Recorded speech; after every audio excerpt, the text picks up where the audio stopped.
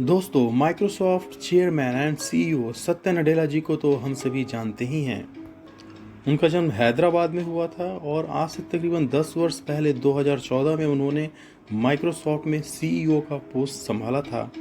आप यकीन नहीं करेंगे, तब से लेकर आज तक पिछले 10 वर्षों में कंपनी का स्टॉक 1000% से भी ज़्यादा बढ़ा है।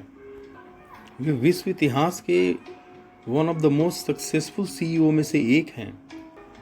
पिछले दिनों वे 3 दिनों के दौरे में भारत आए थे और यहाँ पत्रकारों के साथ अपनी कुछ बातों को साझा किया है। उन्हीं बातों को लेकर आज हम चर्चा करेंगे। आज सत्या नडेला जी के इस अंक में मैं दोस्तों आप सभी का स्वागत करता हूँ। कृपया वीडियो को अंत तक देखें और इस चैनल को प्लीज़ लाइक शेयर और सब्सक्राइब करें। आइए सत्या नडेला जी की बातों की शुरुआत करते हैं। सबसे पहले उन्होंने किसी भी इंसान के कॉन्फिडेंस को, उसकी काबिलियत को इस बात से परखा है कि किसी इंसान में सीखने की कितनी चाहत है, वो अपनी गलतियों से कितना सीख सकता है, कैसे सीख सकता है, नई चीज़ों को कैसे इम्प्लीमेंट कर सकता है, नए थॉट कैसे जनरेट कर सकता है, नए समाधान कैसे निकाल सकता है। ये सारी चीज़ें इस चीज़ पर निर्भर हैं कि उसमें सीखने की कितनी इच्छा है, कितनी तीव्र इच्छा है, कितनी जल्दी वो चीज़ों को सीखने की कोशिश करता है। दूसरी ओर उन्होंने यह भी बताया कि आजकल वो किन चीज़ों पे ज़्यादा फोकस कर रहे हैं। सबसे पहले वो कोशिश कर रहे हैं कि एक AI driven language translation system को इस्टेब्लिश करें, एक मल्टीलिंगुअल चैटबॉट बनाएं और ऑन द टाइम जब आपको ज़रूरत हो एक AI ट्यूटर आपके बच्चों को गाइड करने के लिए हमेशा तैयार रहे। है ना, ये बिल्कुल रेवोल्यूशनरी। आगे बढ़ते हुए उन्होंने यह बताया कि आज के समय में लर्निंग कर्व और एक्सपीरियंस कर्व बहुत छोटा हो गया है, इसके अंतराल बहुत कम हो गए हैं। दोस्तों, इसे हम थोड़ी गहराई से समझते हैं। आखिर लर्निंग कर्व होता क्या है? आखिर हमें किसी काम को करने के लिए उस काम को पूरी तरह से समझने में कितना समय लगता है, जिससे कि हम उस काम को बेहतर तरीके से कर सकें, चाहे वो कोई भी काम हो, वो एक लर्निंग कर्व है। हम उस काम को बार बार करते हैं, उस काम में बहुत इफ़िशिएंट हो जाते हैं, हमें उस काम में एक्सपर्टाइज हो जाता है। इस दौरान जो समय अंतराल होता है वह एक एक्सपीरियंस कर्व है। आज के समय में लर्निंग कर्व और एक्सपीरियंस कर्व दोनों बहुत छोटे हो गए हैं। आप इस तथ्य को ऐसे समझ सकते हैं कि आप घर में बच्चों को देखें और उसकी तुलना खुद से करें। मैं अपने बच्चों से खुद की ही तुलना करूं तो मैं यह पाता हूं कि बच्चे आज के समय में मुझसे ज़्यादा इफ़िशिएंट हैं।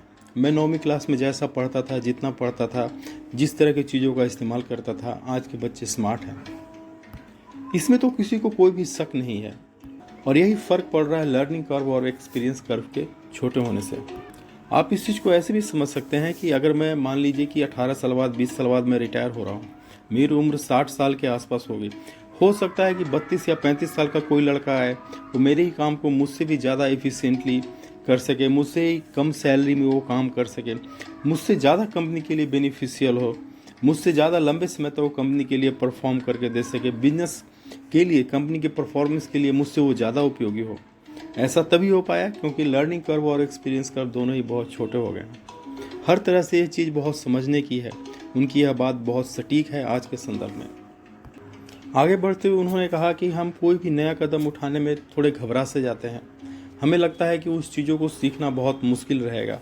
बेसिकली उन्होंने कहा कि हम लर्निंग कर्व को बहुत टिपिकल समझते हैं, मगर आज के समय की यही तो खासियत है कि उन्होंने बताया कि ऐसे टूल्स अवेलेबल हैं जो आपके लर्निंग कर्व को बहुत ही इजी, ट्रांसपेरेंट और आपकी सहूलियत के हिसाब से लर्निंग कर्व खुद को ही ढाल लेंगे।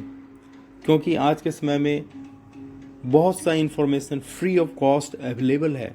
आप खुद को ट्रेन कर सकते हैं, एक सिस्टम के जरिए खुद को ट्रेन कर सकते हैं। आज के पहले इंसान की सभ्यता में किसी चीज़ को सीखना, समझना और इतने इंफॉर्मेशन को एक्सेस करना आज के पहले कभी भी संभव नहीं था। आप आने वाले समय को किसी भी परिस्थिति में कैसे देखते हैं, वह इस बात पर निर्भर करता है कि what you are going to do next. आप आगे क्या करने वाले हैं, आगे क्या करने जा रहे हैं। उन्होंने खुद का एग्जाम्पल देकर बताया कि मैं मॉडल आर्किटेक्चर में आखिर आगे क्या करने वाला हूँ, आखिर मैं नए आइडिया को कैसे जनरेट करने वाला हूँ, आखिर आर्टिफिशियल इंटेलिजेंस की दुनिया में आगे क्या होने वाला है और मैं क्या करने वाला हूँ, ऑटोनोमस और रोबोटिक्स में मैं क्या करने वाला हूँ, मुझे क्या करना है। इस तरह से उन्होंने खुद को बताया एक आम लोगों की भाषा में। और यह भी बताया कि हमें सबसे पहले यह सोचने की ज़रूरत है कि हम आगे क्या सोचने वाले हैं, हम आगे किसी प्रॉब्लम को किस अप्रोच के साथ उसको सॉल्व करने वाले हैं, इस बात पे उन्होंने जोर दिया। उन्होंने हमेशा से प्रत्येक व्यक्ति को, प्रत्येक एम्प्लॉय को, समाज के हर सदस्य को उन्होंने एम्पावर करने में उन्होंने अपना बहुत ही गहरा बिलीव रखा है।